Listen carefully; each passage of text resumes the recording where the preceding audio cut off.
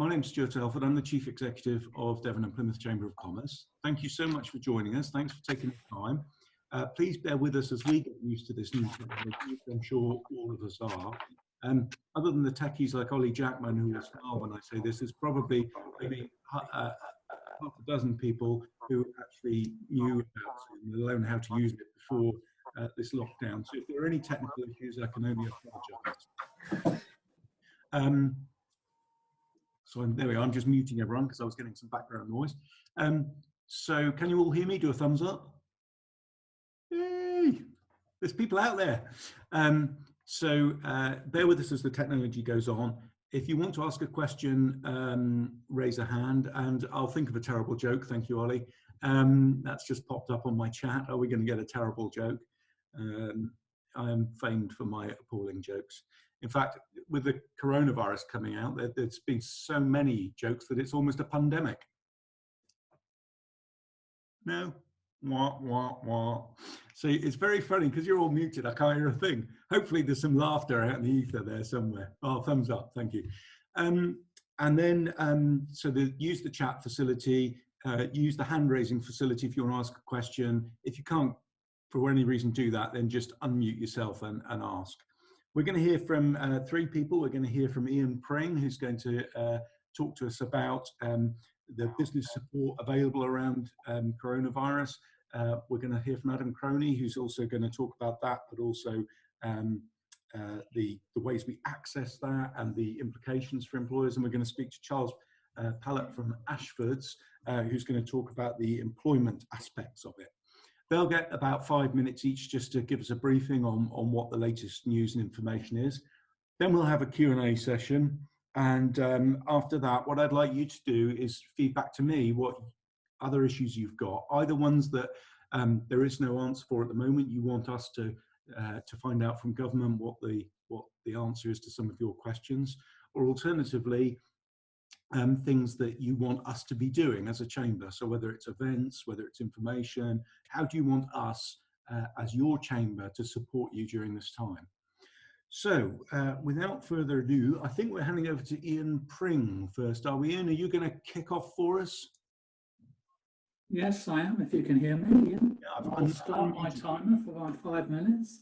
I am the tax partner of Thomas Westcott, based in Plymouth. Been absolutely manic last week trying to keep on top of all the government announcements and all the client queries as to how it will affect them. In terms of what support is out there, it is all helpfully listed on the gov.uk website. There is a support for business document that's constantly being updated. We don't always necessarily see that it's been updated, but it is, and that's always a good starting point if you're looking for any guidance. Obviously, to the extent that we can't help you, because we're constantly putting guidance and advice out through our insights page. Starting at the top, a week or so ago, the coronavirus job retention scheme was issued to employers. More details of that were given last Thursday, and Charles is going to go through that with you. So I can answer questions on that later, but I'll leave that. Sorry for interrupting you, Charles. Sorry, Ian, can you hear me? Yeah. Your voice, I don't know if is it just me or is there a lot of interference on that? There's quite a bit of interference. I don't know if you can... Shall I move forward a bit? That would help. Thank you very much. Okay, sorry. A little bit crackly. Yeah. Okay, so Charles will cover off the job retention scheme. We had on Thursday night the self-employment income support scheme, because up until Thursday there was no support for self-employed, and along the lines of the job retention scheme, if you're self-employed, and if you were self-employed prior to 5th of April 2019 and your profits were less than 50,000 taxable profits, then you can get a grant of up to 80% of the trading profits, or a maximum of 2,500 a month. Unlike the furloughing of employees, self-employed can carry on working whilst claiming the support grant, but the grant won't be received till early June. So we'll have to look after cash flow, etc. to then. If you're eligible, HMRC will contact you on that one. There's Deferral of VAT payments being announced. Note any VAT payable between 20th of March and 30th of June will be deferred to 31st of March next year. Initially, the revenue said they wouldn't collect the monies, but now they said please cancel your direct debits, so make sure you do so. Initially, it was announced that the 31st of July payments on account for only self-employed traders was going to be deferred. That has now changed over the weekend. Now, any 31st of July payment on account can be deferred until next January. So, for a landlord, and you've got a payment coming up due on the 31st of January, that will now be deferred until 31st of January. No interest charge and no action needed. We've had business rate reliefs. If the business is paying or under business rates and is entitled to small business rural rate or tapered relief, there'll be a £10,000 grant available. The council will contact you. I know that South Hams District Council have started writing out to people and saying go to the website and claim if you're eligible. There's a business rates holiday for the retail, hospitality and leisure sectors that are hardest hit. Ian, I'm really sorry. A lot of people are saying on the chat they're really struggling to hear you. Sorry, I don't know how I'm going to do that. Am I going to move forward? Are you doing it through your computer? Yes. Do you have an iPhone or a phone you could call back in on?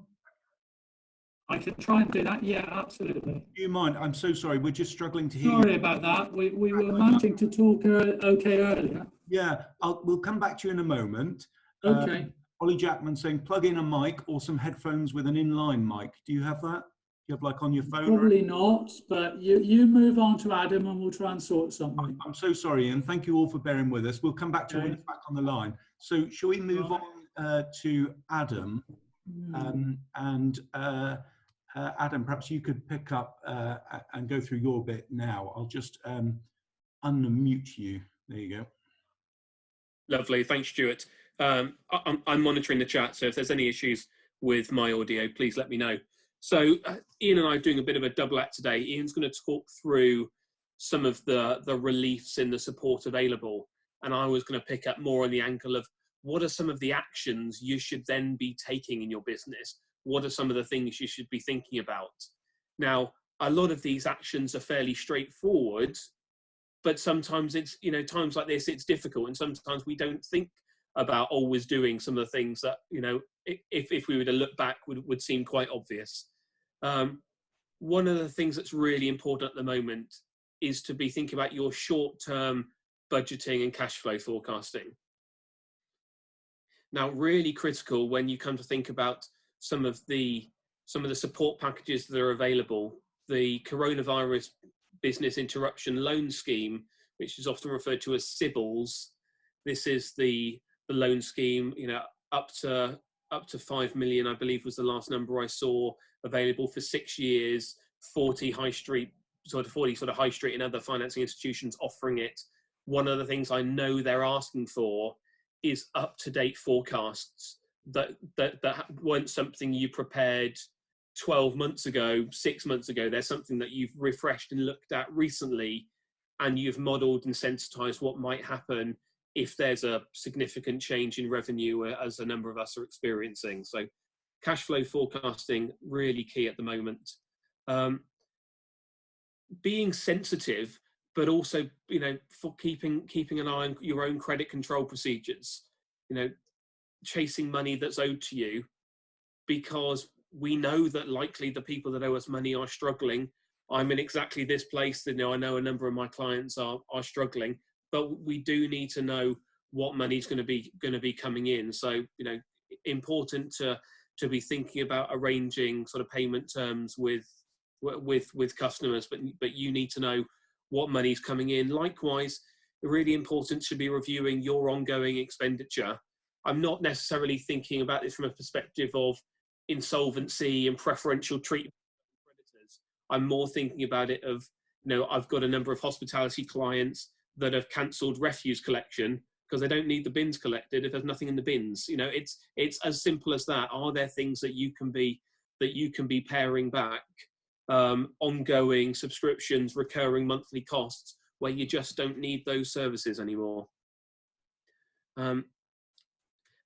Beyond that, communication with bank is being absolutely key. It didn't look like we had anybody that's sort of bank manager or equivalent on the attendee list, but I've spoken to a number of people that across a range of banks, and they're stressing now, as they have done previously, communication being absolutely key. You know, the strength of relationship with bank manager, with accountant, and with legal advisor is so important at the moment. There's the grants available that Ian will touch upon, you know, depending on whether you've got small business rate relief or you're in certain sectors, dictates what grants are available from the government. The one thing that I do want to touch upon is around payroll costs. So Charles is going to talk a little bit more about the job retention scheme in terms of some of the sort of legal and practicalities. But on the payroll cost, I think what's really important to think about is some of the commercial elements of that what you need in your business now is to have as many people fully utilized, productive as possible. And what that might mean is that you've got a number of people that can fill a day and a half, a week of their time. And one of the things you're thinking about in your business is, can you get 3 of those people pulled together so you've got one fully productive member of staff? And therefore, are you able to furlough the staff that are not needed in the business at present? So it's not just a technical exercise on the job retention scheme. There's an element of sort of thinking a bit more commercially about it as well.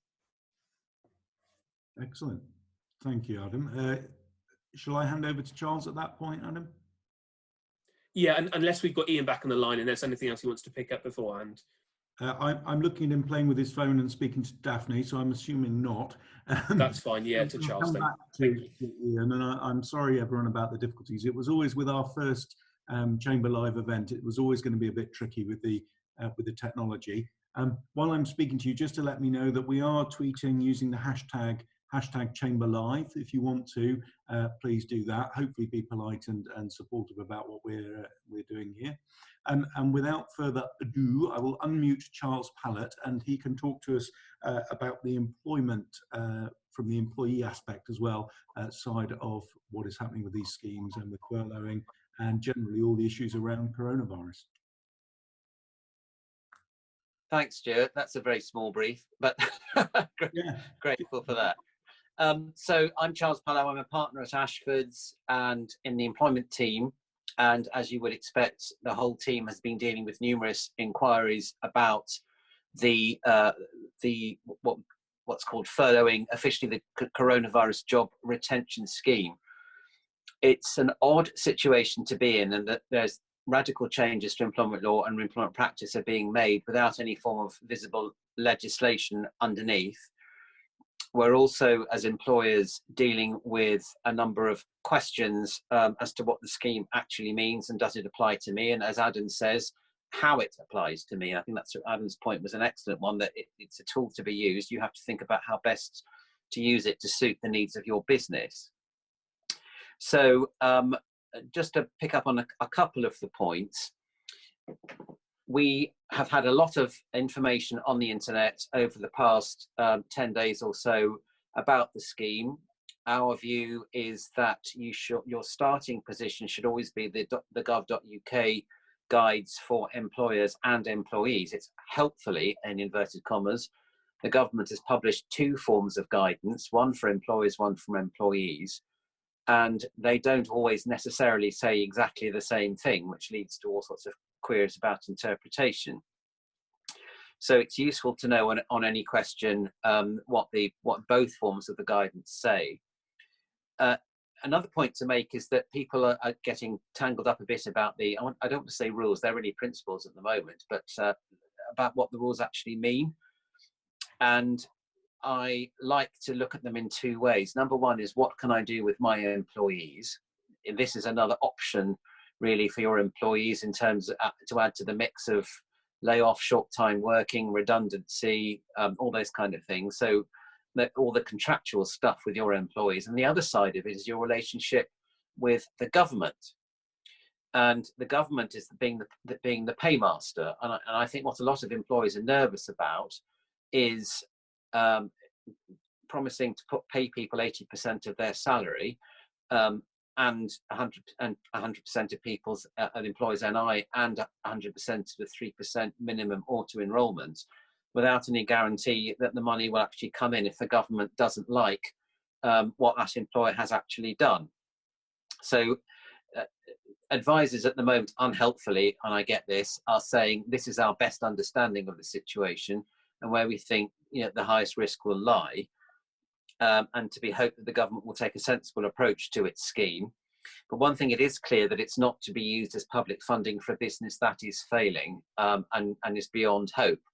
So I think I've dealt with a couple of calls with my colleague Alan Bennett, who's a partner in our insolvency team, where they are dealing with existing insolvency procedures for businesses that had failed in the absence of coronavirus, where employees are asking to be furloughed. And the general view that's being taken there is that this isn't an appropriate use of public money to extend people's employment artificially for a period whilst the business goes through its death throes. So let's just look at some of the practicalities. You need to be able to furlough an employee, and this is a language we're all learning to use, and recover the money from the government. The employee needs to have been on your payroll as at the end of February. You have to have a UK bank account. Well, that's a given for most people on this call, I would say. It's a by agreement issue. It's not a right. The employees can't demand that you furlough them.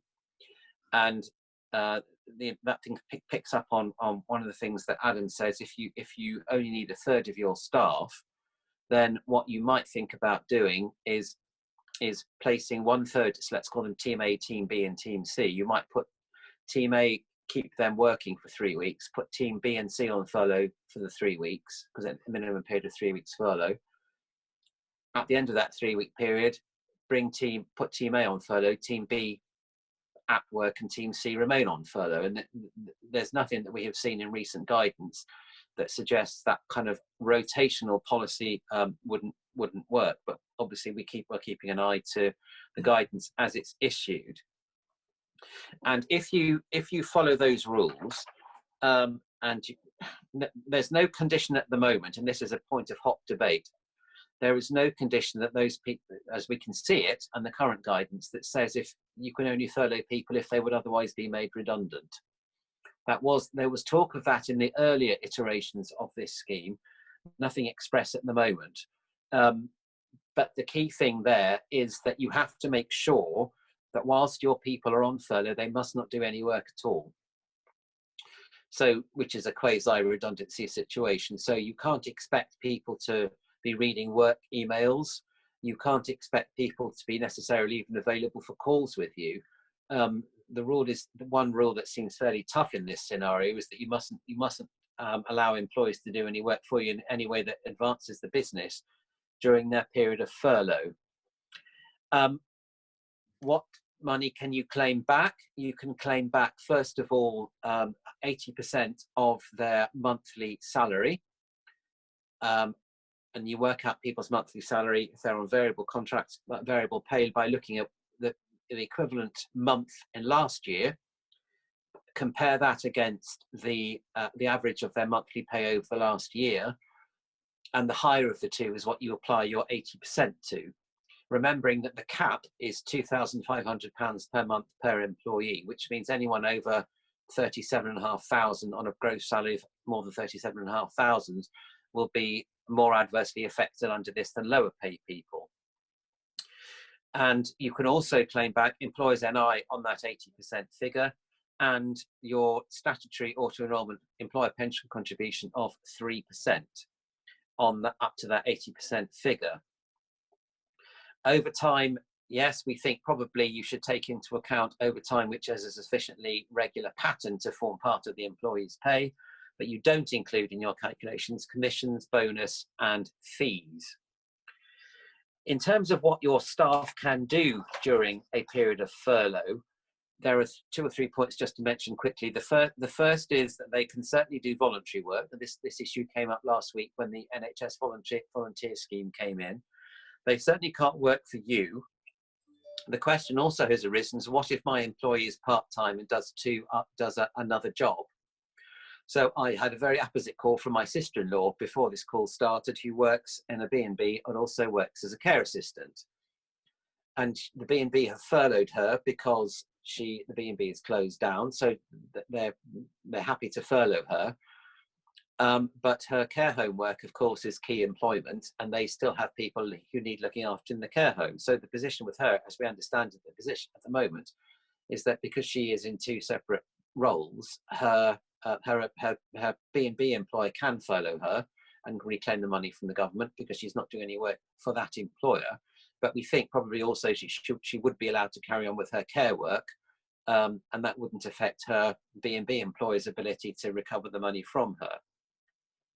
Finally, really for me at the moment, because I've been talking long enough, furlough is all about changing people's terms and conditions of employment. There's a lot of questions out there as to whether or not employers can impose it. Some people, right at the beginning, particularly in the hospitality trade, simply said to everybody, "You are now on furlough." Other people asked people if they wanted to be on furlough, and some people took the middle ground, saying, "We want to put you on furlough. Please let us know if you disagree." The obvious question then is, what's the alternative? Well, the alternative is to say to your staff, if you're not prepared to be furloughed, then we may need to move to redundancies. I think that's an open and honest and transparent statement to make. Although what you mustn't say is, if we don't furlough you, we will. If you're not agreed to be furloughed, we will make you redundant. There's a subtle difference between the two. And then some people are asking also, what about how we choose who should go on to furlough? Well, the answer is it depends on your business and your business need. And as Adam said, you need to think about the position carefully, depending on what your current and anticipated business need is going to be for the period of furlough. So you may want to not furlough people, your credit control people, obviously, and people who are going to be helping maintain your business. Reception staff are an obvious, there's people who do the admin support that you don't need. Again, picking up one of Adam's points about looking at who you do need. And then how do you select people? So say your order book is slashed in half, and on a very simple example, you've got 10 people working on your production line, and you only have enough work for 5 of them. Well, your two options are either you do a redundancy process and make 5 redundant, which is the nuclear option, or you recognise that your business may come back again within the foreseeable future, in which case furlough becomes an attractive option. Do you have team A and team B in furlough each for 3 weeks at a time minimum? Or do you put everybody onto short-time working or layoff? The problem with short-time working and layoff is that it does give rise to redundancy, a right to claim redundancy after a certain period of time, and it pays a lot less for people than the furlough scheme, and you won't get any money back from the government if you do that.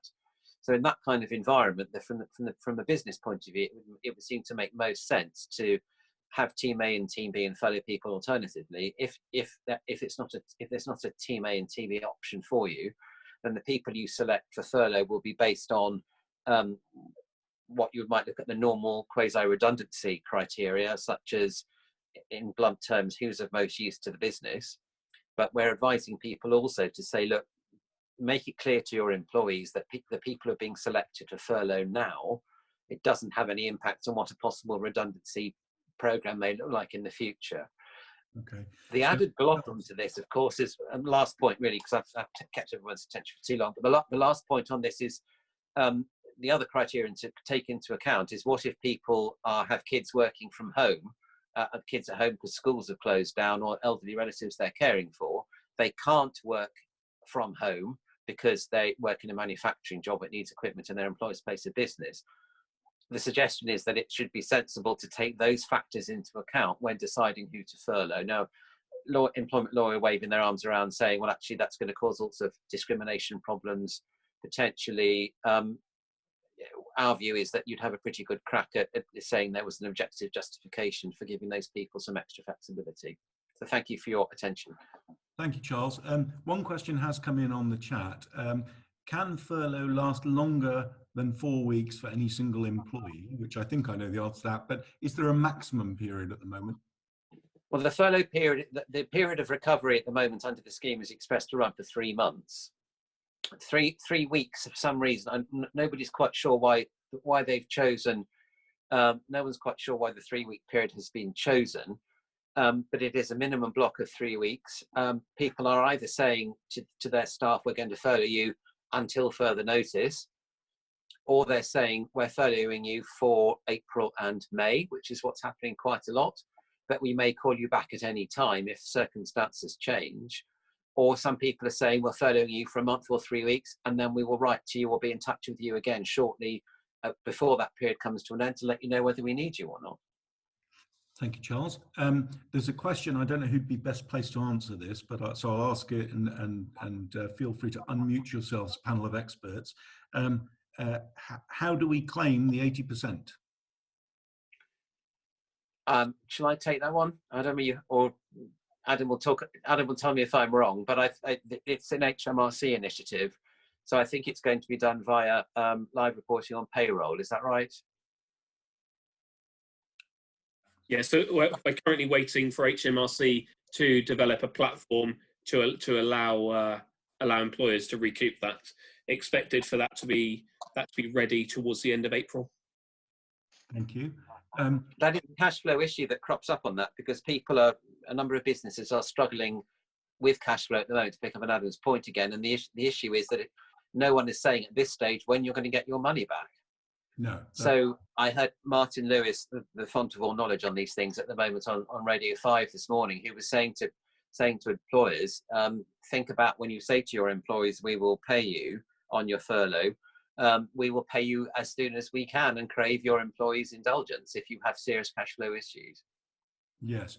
So cash flow, I will come back to that in a while, because this is the critical thing that British Chambers of Commerce are picking up on, that we need clarity of how we claim the money and speed for it reaching business, because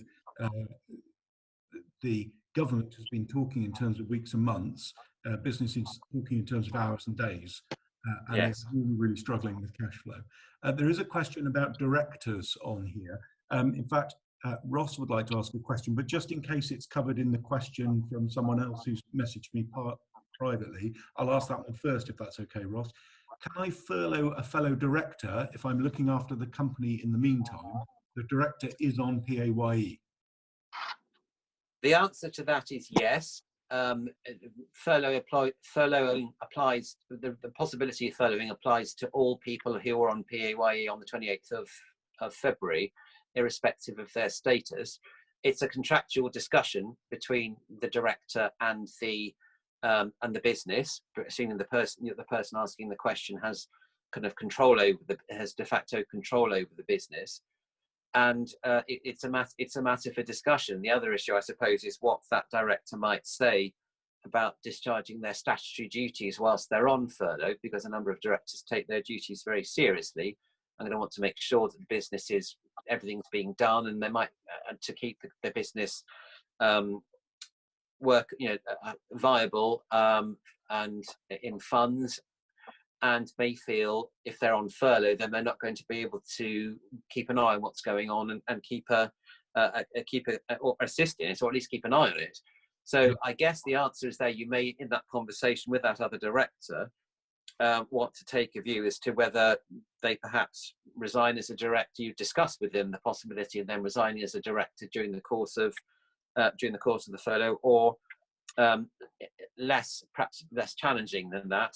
There was a suggestion during a CBI webinar last week from somebody fairly high up at the HMRC, and I think we ought to say here that we need to take everything we hear, apart from gov.uk, with a degree of, not scepticism, but with a degree of caution, that directors who were furloughed would still be able to discharge their statutory duties, which would help enable the business to continue. So that would cover basic things like filing returns, filing accounts, and there's been some deferrals over that. Yeah. But there's also a suggestion that it may go beyond that to actually looking after, protecting the interests of shareholders, creditors, and employees by making sure, for example, that bills are being collected from customers and clients.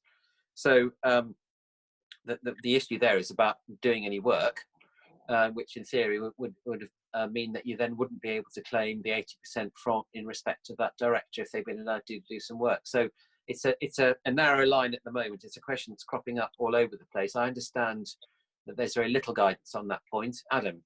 So I say, the only thing I'd add to that is that just be really clear when you've got people getting sort of mixed remuneration, and I'm looking for sort of Ian to start nodding his head, is that the job retention scheme is just to cover what goes through the payroll. So if we're thinking about furloughing a director, if sort of good tax planning style has been directors take a sort of salary of about £10,000 a year and take the rest through dividends, we're looking at sort of 80% of the £10,000 in that example, not the total remuneration the directors may well have received, including dividends over that period.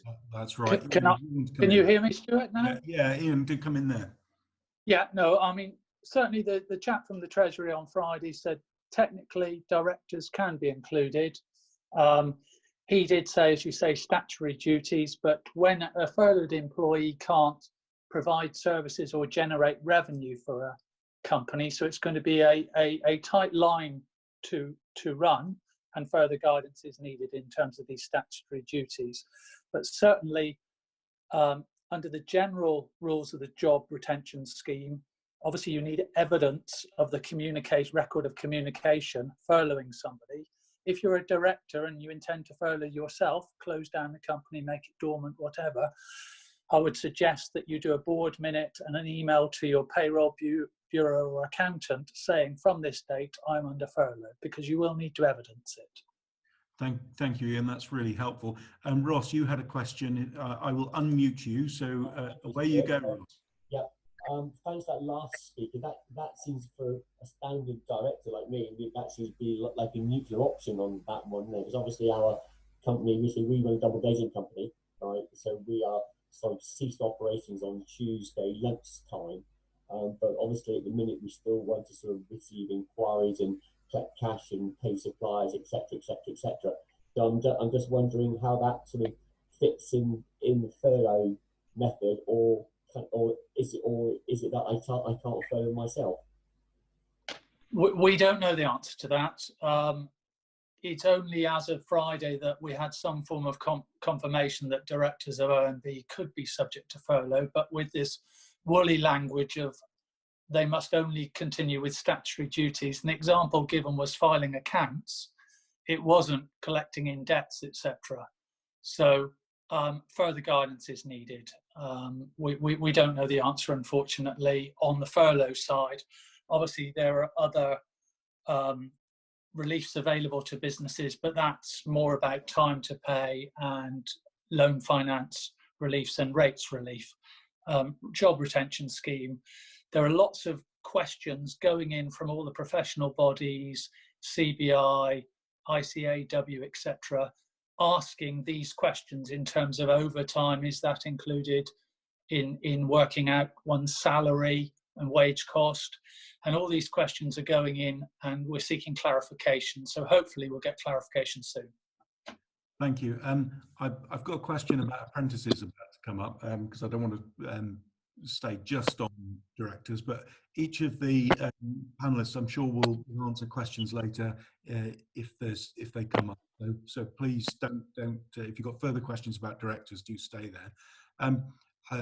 British Chambers of Commerce CEO's call this morning, there was a feeling that HMRC are relying on companies to do the right thing and to do things with the best of intentions. So around company directors' responsibilities, they were saying that they're relaxed the responsibility around wrongful trading, which is where you carry on trading even though you are technically insolvent. If there's a chance of recovery, they're not getting too het up about that.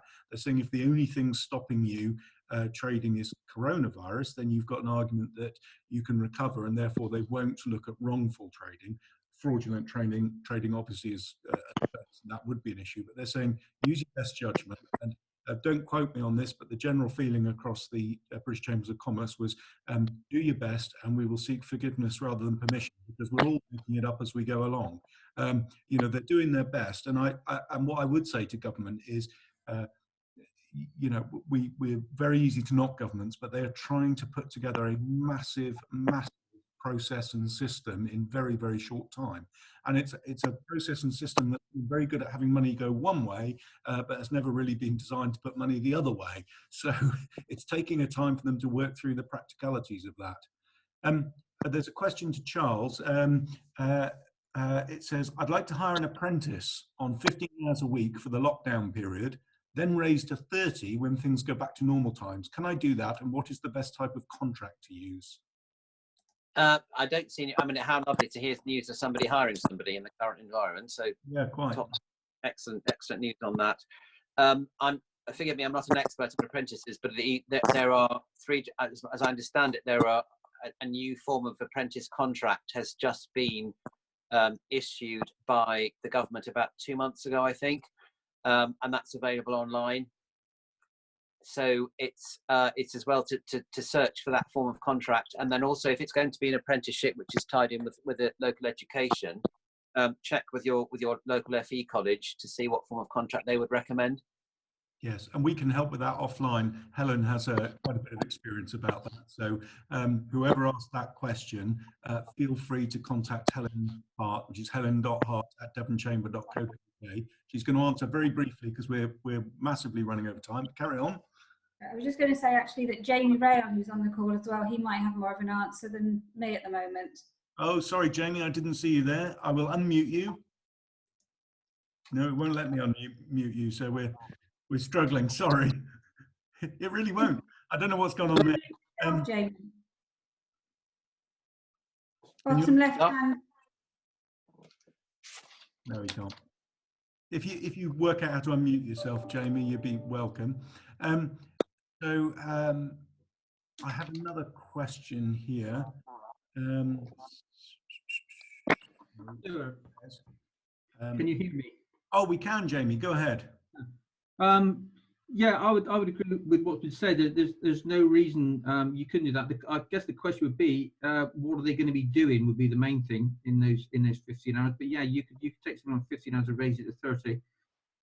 There is, as Charles said, a pretty standard apprenticeship contract out there, so that shouldn't be a problem. Okay, thank you.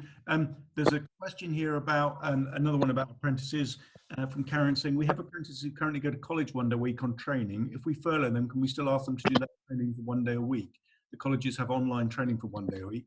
I believe we can still ask them to train anyway. My understanding is yes, you can. People are allowed to undertake training as long as it doesn't further the commercial interests of the company. So as long as they're not earning money, people can still undertake training. Is anyone on the panel disagree with that? Yeah, Stuart, on that one, I read the other day you can actually require them to do training rather than just expect them to do it. So while they're off, you can, like you say, as long as it's not benefiting the business. I mean, our understanding with apprentices is they can carry on training, but you can, as an employer, you can require your staff to do training while they're off furlough. Yeah. So thank you ever so much for that, Charles. Very briefly, and then I've got a question. Yeah, just two things. First of all, there may be an obligation under your contract, as Jamie says, to require them to do training. And second point is that the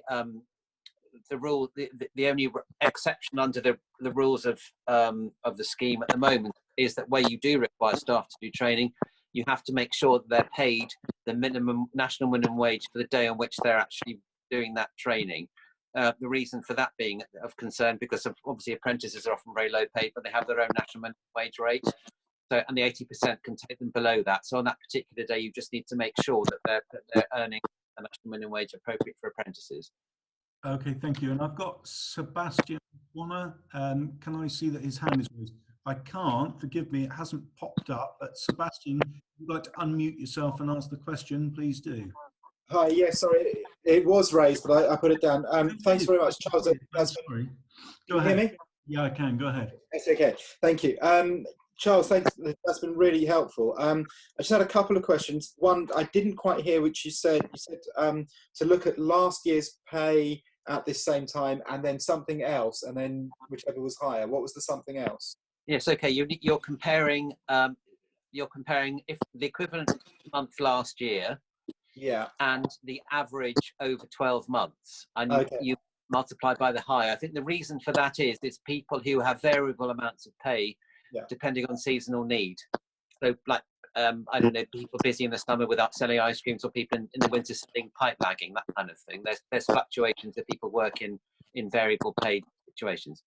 Thank you. And also on the 2-job scenario that you gave, I think you said it was sister or sister-in-law. That Oh, yeah. what would happen? Could somebody be furloughed from 2 different positions? We think that's right. So people have, well, from two different employers. Some people have more than one employer, and their relationship with each employer is independent from their relationship with the other employer. So my sister-in-law was getting some grief from her B&B business, saying we can't furlough you unless you give up your work at the care home as well, because you're working. And my view is that's a misinterpretation. I think the issue between you and your employer and HMRC, the government, but each employment is considered separately. Thank you. And one last one, if I may. So just talking about furloughing directors. So there are 2 of us as directors of Exeter Tutors, and we've got, up until this point, we've been taking the kind of the minimum 719 a month. We were looking to take that up to 790. Is that something that we can still do if having, furloughing one of us? No. The other one can. But I mean, you can. The point is that in terms of the relationship between employer and employee, which in those, and it's rather odd to say that in your situation, but that's how the law would look at it. So the employer can pay the employee what they like during a period of furlough. The question is, what can they recover from HMRC? Yeah. And it's going to be 80% of the PAYE payroll. For as long as the director isn't doing any work, subject to what Ian said before about, and I said before about what not doing any work means in the case of the director, beyond filing the annual accounts and making sure the payroll's done, I suppose. Charles, sorry, let Ian just come in there. One, because he's got his hand raised, and secondly, because your sound's just breaking up a little bit. So I'm sorry. It would be too, obviously, in terms of looking to raise the base salary, it'd be too late for that now, because obviously we'll be looking back to 28th of February.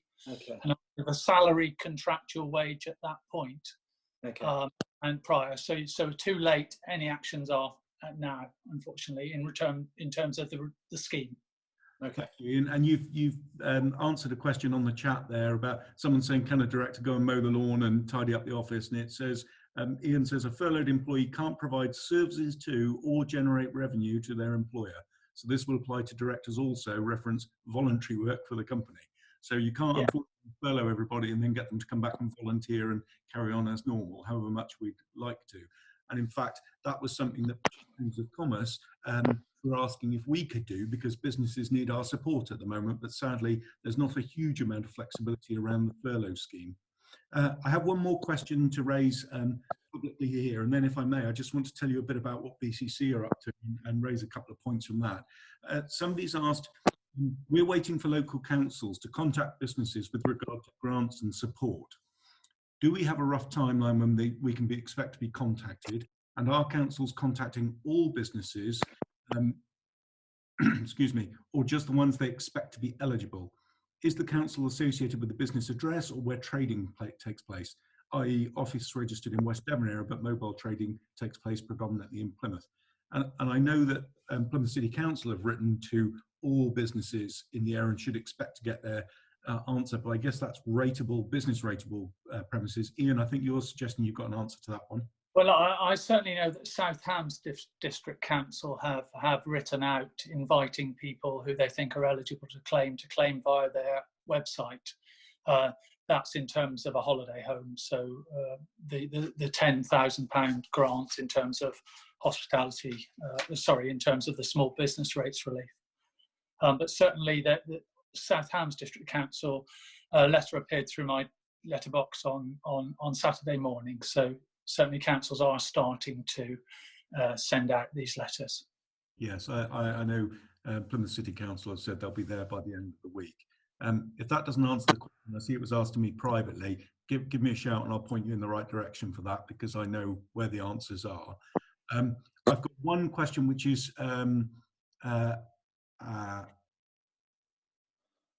Oh, I'm sorry. I've seen a couple of questions pop up. One I can see is being answered privately or publicly on the chat about finalising accounts. Can we defer payment? And yes, you can use HMRC's time to pay arrangements, so that's good. And are they being sent out via electronic means, as no one is manning our HQ? I raised this with Plymouth City Council when they said they'd be writing to all of the businesses in the area, and they said the comms will go out that you can in fact contact them and request an electronic means of communication. There's a few very good websites I need to point you at, and that is Plymouth City Council's own from their economic development team. We've got some really, really good information there about what they're doing at a local authority level in terms of what's going to happen in terms of grants and business rates relief and time to pay. There's the .gov website, which is actually very good. I accept Charles's point that some of the departments are giving slightly contradictory advice depending on who it's aimed at. But I think I referred to my earlier point that they're kind of making it up as they go along up to a point. And I think that this point about do your best and seek forgiveness, not permission. And finally, there's British Chambers of Commerce own website, which has got advice to employers and employees. And it's also got a drag-rated questions on there. So as we get questions that we are getting the answers to, they're going on the website. As we have questions that are unanswered, they stay red and they'll go green as we get answers. Which will lead me on in a moment to asking you all to think about any particular question you want at a government where there isn't yet official guidance, even if that guidance is open to interpretation. But let me just tell you what BCC have been up to. British Chambers of Commerce in London have been in with government on a daily basis. They've been on conference calls with the Prime Minister and Alok Sharma and Rishi Sunak, and it's as a direct result of your membership and your feeding into us what the issues are that we've got some of these things through. So the furloughing scheme was pretty much as a direct result of campaigning by British Chambers of Commerce. I think you will agree that's a really, really good scheme to prevent having to make people otherwise redundant. Then campaigned about the self-employed, and I know that's very important to a lot of you, and I can see a few of you on the call now that I know are self-employed, and I can promise you we pushed really hard to get the next level of support, which I think again is good, but we do know that some people are falling between the gaps. British Chambers of Commerce have said they are now seeking clarification on those who've fallen through the gaps, like those people who only recently became self-employed and therefore had you evidence what you've done. And the government are doing it in a sort of way of by percentage, so the percentage of people who are actually affected by it. So if people are heavily affected by it, they started with that, so that was the employers and those who are employed. Then they moved on to self-employed. Now there's a lot of talk about directors. How can they, when they've traditionally paid themselves by dividend, how can they then get support? And so it's working through bit by bit, and we are really onto that. But where you see gaps, let us know.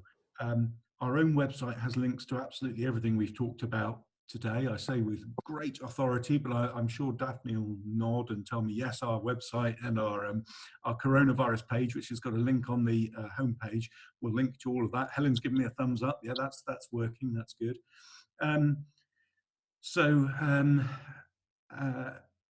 And I will give you, this is one of the advantages of being in British Chambers of Commerce. You can't see that, that's my phone. I've just had a WhatsApp message from the Director General who says he is on the call right now with Alok Sharma. He's raised the issue around inconsistent approaches to grants via the business rate system amongst local authorities. He's aware of the problem for greater coordination and will liaise with HMCLG and the local authorities and devolved administrations. This is what's pinging on my phone every minute. This is the value of the Chamber of Commerce, because we're in there, we're getting these answers for you. I suppose I'm just going to open the floor in a minute. I'm aware we're coming towards the end of the allotted hour we gave, but I'm happy to overrun and take questions, but I'll try and draw it to a conclusion at 3 for those that need to disappear. I need to know from you all now, what can we help you with? What do you want the Chamber to do for you in terms of, do you want to do another one of these events, which we plan to do weekly? Are there different speakers? No disrespect to the speakers we've got, but are there other subjects you'd like covered? I'm thinking about perhaps health, welfare, well-being of people. I know I struggle to work from home on my own. And finally, to tell you that the team are here for you. So the whole of the Chamber of Commerce team are available. We're on just about every form of communication: email, mobile, WhatsApp, FaceTime, Zoom, you name it, you can get hold of us. And don't be frightened, even if it's just for a chat and an offload, because we're all feeling it at the moment. So is there anyone who either through the chat or through raising your hand or waving at the camera would like to say what you would like from the Chamber of Commerce and what you'd like from these events and or any other events you'd like us to put on? Absolute silence. It's either been brilliant or a total failure. I'm looking. Nobody's going to say anything. Ross, go ahead. Go on, unmute yourself. There you go. I've unmuted you. Go on. Hi, Stuart. Yes, thank you. I think we all like to say thanks to Stuart and the team there at Devon Chamber for keeping all involved. It's quite difficult because everything seems to be moving so quickly, and the goalposts all seem to be changing every 5 minutes or so.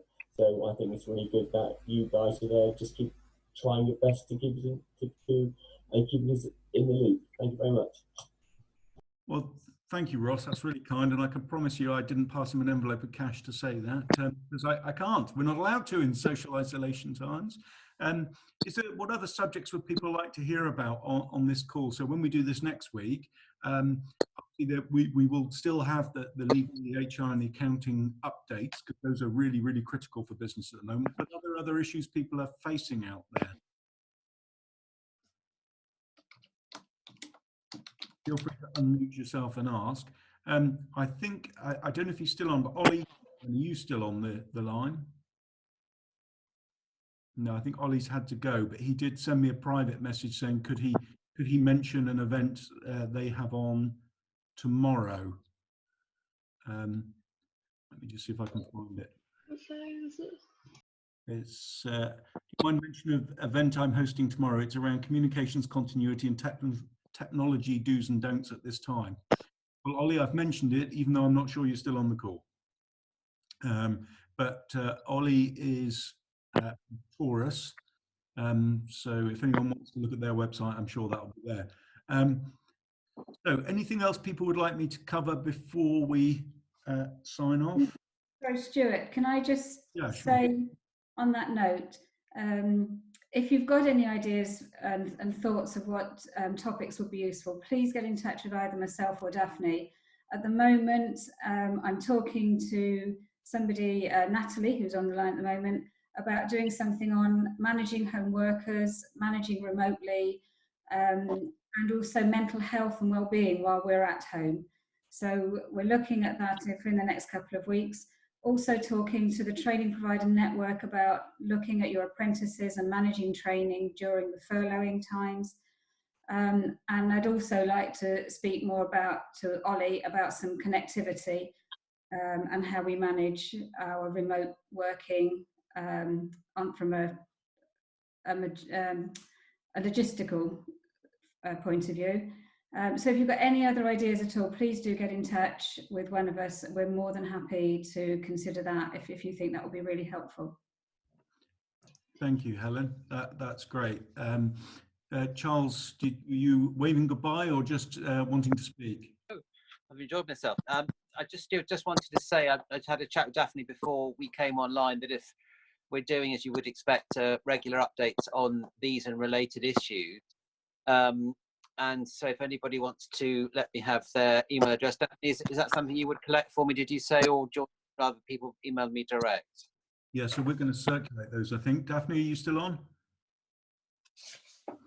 Yeah, hello, sorry. Yes, if everybody's happy, I will send all your contact details with all the speakers and all in between yourselves. That way you can connect with each other. Okay, and if you'd like, so if anybody would like to that, then just message privately to Daphne. So just for GDPR reasons, if you don't want us to share your email address, then please just let Daphne know. I have a promise from the speakers that they won't use it for bombarding you with marketing calls, I'm sure. Are they all going to nod now?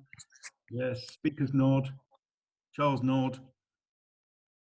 Yes. So, perhaps so Daphne, if you collect everyone's email addresses you want to receive them and then share them with me on that basis, then I can make sure they go on our mailing list, if that's okay. Yeah, that's fine. That's wonderful. I can do that. No problem. Perfect. Thank you all. Look, I'm really, really grateful for you all joining us. I hope you found this helpful. Somehow, by sheer miracle, we seem to have come to an end at about an hour. One of the things we want to do in future is share best practice, good ideas, tips, techniques, things people are doing to diversify with what they're doing. So I know, for instance, Tony, you're going to run, Tony Copley, I'm looking at there, you're going to run some online photography tips and hints, which is brilliant. If there's any other of you out there that have anything you'd like to share about things you're doing to diversify, if you've got questions of the other members or things you want to share about how you're managing, then please do. If there's any gaps, if there's anything you want us to sort out, that's what we're here for. I think this shows the power of having such a great community, and I give real credit to my team who worked their absolute socks off to try and get all this sort of thing together.